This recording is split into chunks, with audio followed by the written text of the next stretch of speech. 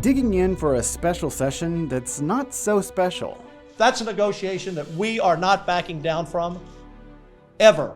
How the fight over property taxes between the governor and the Senate shows no sign of letting up, with Texans caught in the middle. I'm not going to let these legal legends off the hook. I'm not going to let them off the hook.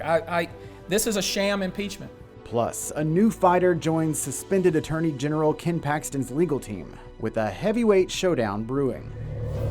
Life on the border after Title 42. A month after the controversial federal pandemic health policy ends, the state welcomes new laws as the expected influx of migrants actually drops. I'm scared of my life. I don't know about my future. A former Afghan soldier who fled to the U.S. and entered Texas illegally to join family. His reality living while seeking asylum. Produced from the Capitol in Austin and airing statewide, this is the award-winning State of Texas. Hello and thank you for joining us. I'm Josh Hinkle. The Texas Capitol remains only half busy and all gridlock. The House adjourned nearly 2 weeks ago, but the Senate continues. For how long is unclear. A special session lasts up to 30 days. Senate Leader Lieutenant Governor Dan Patrick refuses to support the Governor Abbott-backed House bills on property tax relief and border security. This fight's over. I think the people have spoken. I think the facts and the data is clear. He called a news conference to start the week, again pushing his plan to raise the homestead exemption to $100,000, which he says helps homeowners more than businesses. But Governor Abbott, Speaker Dade Phelan, and the House say their compression plan helps everyone. It would send $17 billion to school districts so they can lower their tax rates. Property taxes remain a real concern for many Texans. Take Lyndon Ebride and his wife. They have built a good life just northwest of Austin in Liberty Hill. 2018 was 71,506. See, that was a big jump right there. And then this last one, 137,971. You know, it's a massive increase in 5 years. Oh yeah, massive increase in 5 years. You know, unrealistic increase in 5 years. What's your biggest worry if your property taxes keep increasing at the rate they are now? I'll be priced out of the house. I'll have to be forced to sell. You know, and I don't want to be forced to sell just because I got to pay my taxes, you know. So your house is paid off. Paid off. You're retired. You have no mortgage. Right. But you're still worried about being able to stay in your own home. Absolutely. Governor Abbott's plan would save the Ebrides just over $200. The Texas Senate proposal would save them more than $700, roughly 3.5 times more. I want to bring in Texas Capitol correspondent Ryan Chandler. Ryan, you went to Liberty Hill. You've spent a lot of time in the Panhandle. How frustrated are Texans everywhere right now? Well, that's right. The frustration is not limited just to the high property values here in Austin. It really is seen everywhere around the state. Property values are rising across Texas, and with that comes increased property taxes.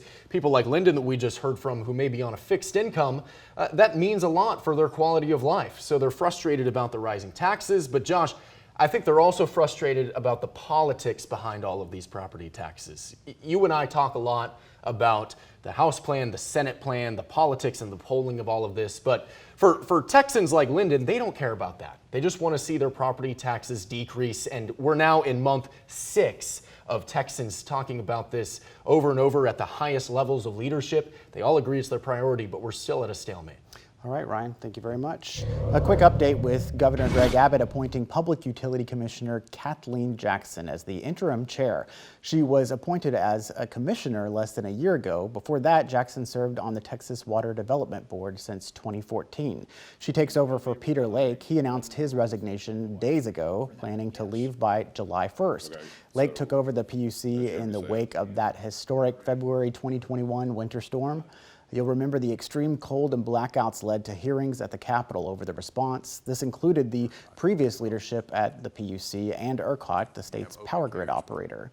Lake oversaw reforms passed to help weatherize the power grid. However, when announcing this year's summer forecast, while he said the grid is reliable, he noted there is now not enough dispatchable energy to meet projected peak demand, saying we will be relying on renewable energy to keep the lights on.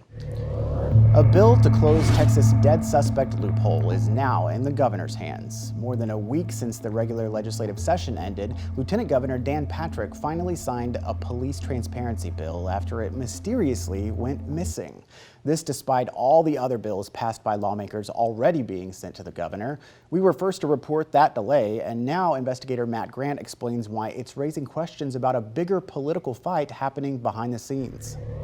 Out of more than 1,240 bills passed this legislative session and sent to the governor, only one was never delivered. That was until this past week, following our continued questions and push for accountability. That's a whole long story, but that will take care of itself. It will take care of itself before you know it. Lieutenant Governor Dan Patrick officially signed House Bill 30, now sending it to the governor for final review before it can become law.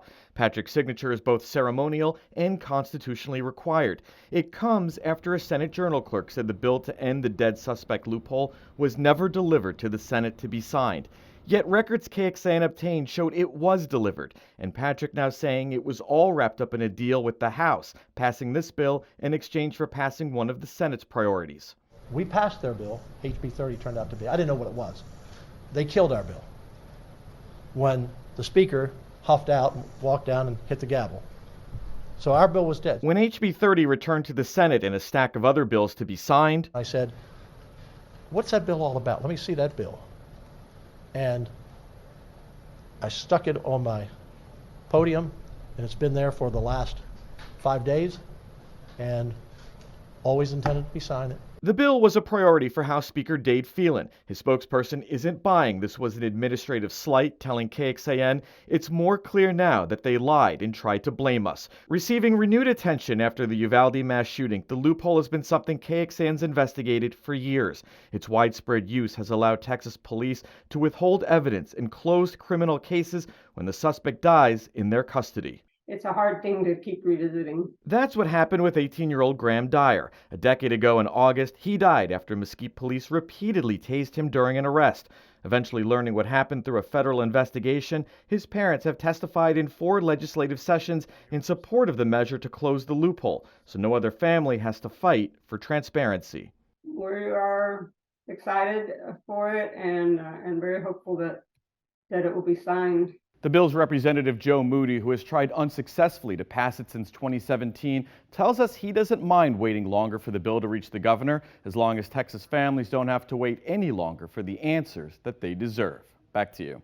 As Matt said, we've been reporting on this problem for years. We have a link to all of our coverage in this story, where we'll also keep you updated on the bill's progress in the Texas Politics section of this station's website.